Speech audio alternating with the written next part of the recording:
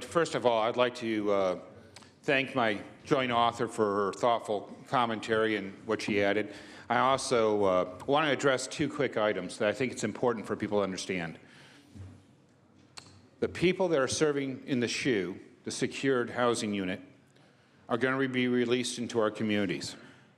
It's just a matter of time. We can't hold them there forever. So somebody could have a term of 10 or 20 years, and they spend all 20 years or all 10 years in the SHU without any programming, without anything. And then they're going to be returned to our neighborhoods. And we're going to be surprised when they reoffend and return to our prisons. See, I believe that everybody that gets sentenced to our prisons must work their way out of the prison.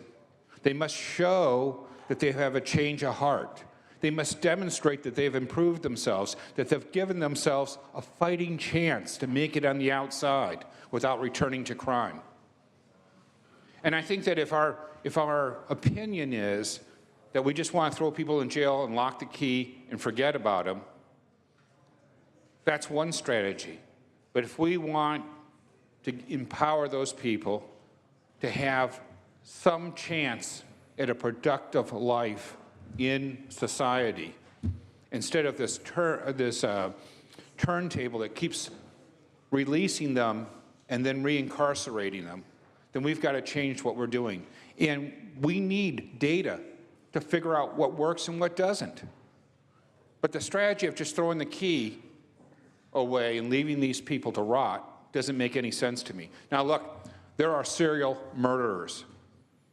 There are murderers who are preoccupied. First, they're on death row. And yes, they should never return to our society.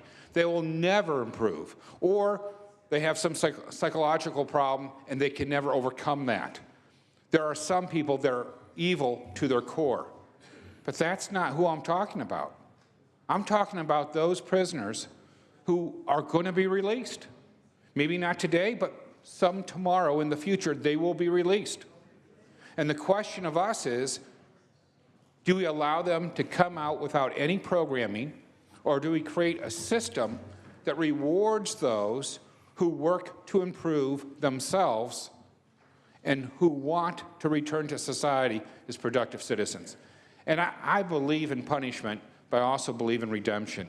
And I also believe that some people have a change of heart, whether it's something they come to on their own, or whether it's a change of heart because a higher being touched them.